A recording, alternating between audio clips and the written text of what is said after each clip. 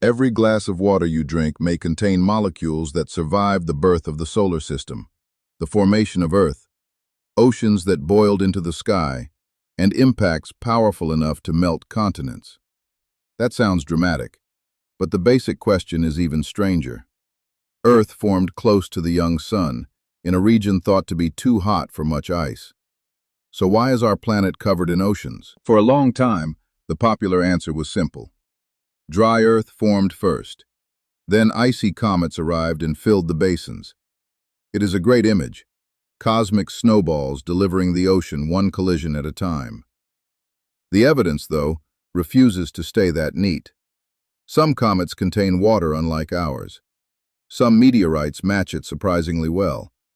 And recent experiments suggest that part of Earth's water may have been created inside the young planet itself. Start with the raw material.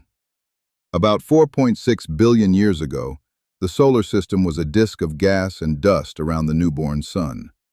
Close to the sun, temperatures were high. Farther out, beyond a shifting boundary called the snow line, water could freeze onto grains of dust. Those icy grains helped build comets and water-rich asteroids. Near Earth's orbit, water ice was harder to preserve. That does not mean the inner solar system contained no hydrogen. It means water was not sitting around as clean cubes of ice, waiting to become oceans. Hydrogen could hide inside minerals, bind to sulfur, dissolve into molten rock, or arrive in objects scattered inward from colder regions. The ingredients were mixed, processed, and moved around while planets were still growing. Picture early Earth as a glowing construction site. It was assembled through countless collisions between dust, rocks, planetesimals, and planetary embryos. A piece the size of a pebble might contain hydrated minerals. A larger body could carry water locked chemically into rock. Then it hit a world with a molten surface. Some water escaped as vapor. Some dissolved into magma. Some may have been dragged deeper as iron sank toward the core. This is why scientists rarely talk about one delivery day. Earth's water inventory was probably built in stages, during the planet's growth and after it. The balance between those stages is still debated. One major clue comes from a heavy form of hydrogen called deuterium. Ordinary hydrogen has one proton. Deuterium also has a neutron, making it about twice as heavy. Water from different regions of the early solar system can contain different proportions of deuterium to normal hydrogen. That ratio works a bit like a chemical accent. Scientists compare the deuterium-to-hydrogen ratio in Earth's oceans with the ratios measured in meteorites and comets. Carbonaceous chondrites, a group of primitive meteorites associated with water-rich asteroids, often provide a fairly good match to terrestrial water. They also contain hydrated minerals and organic compounds. This made asteroid-like material a leading source for much of Earth's water. Not necessarily asteroids arriving after the planet was finished, by the way. Similar material could have been mixed into Earth while it was still assembling. A meteorite in a laboratory does not look like an ocean delivery system. It looks like a dark, crumbly stone in a tray, handled with gloves and cut into tiny, polished slices. Under instruments, however, its minerals record interactions with water on its parent body. That boring little rock can preserve chemistry older than Earth's oldest surviving crust. Comets are more complicated. In 2014, the Rosetta spacecraft measured water vapor around Comet 67P Churyumov-Gerasimenko. Its deuterium-to-hydrogen ratio was more than 3 times the value in Earth's oceans. That particular comet was a poor match. Other comets are closer. Comet Hartley 2 produced an Earth-like ratio, and measurements reported for Comet 12P Pons-Brooks in 2025 added another intriguing match. So comets cannot simply be crossed off the list. They are chemically diverse, and we have measured only a small sample. Still, the mismatch seen in several well-studied comets makes it difficult to argue that ordinary comet impacts supplied all of Earth's oceans. They may have contributed some water, along with noble gases and carbon-bearing material, but the exact share is uncertain. There is another wrinkle. Matching the water in today's ocean is not the same as matching all the water Earth started with. Hydrogen can escape to space, Water can react with rock. It can cycle through the mantle and return through volcanoes. Over billions of years, those processes can modify the isotopic fingerprint. The sample in your kitchen tap is the end of a very long geochemical edit. Now take a different meteorite, an enstatite chondrite. These rocks are chemically similar in several ways to the material thought to have built much of Earth. They were once treated as extremely dry, but a 2020 study found enough hydrogen in enstatite chondrite-like material to potentially account for several times the amount of water in Earth's oceans. A 2025 study went further, identifying hydrogen associated with iron sulfides in an enstatite chondrite and arguing that Earth's own building blocks may have carried more hydrogen than expected. That does not prove that every drop was already inside the planet. Estimates depend on which meteorites best represent Earth, how hydrogen survived impacts, and how much was lost during core formation. Fine, but this is where the old dry Earth story starts to crack. A planet can form in a hot region without being chemically empty of water's ingredients. Then comes the magma ocean. During the most violent stages of formation, much of Earth may have been molten.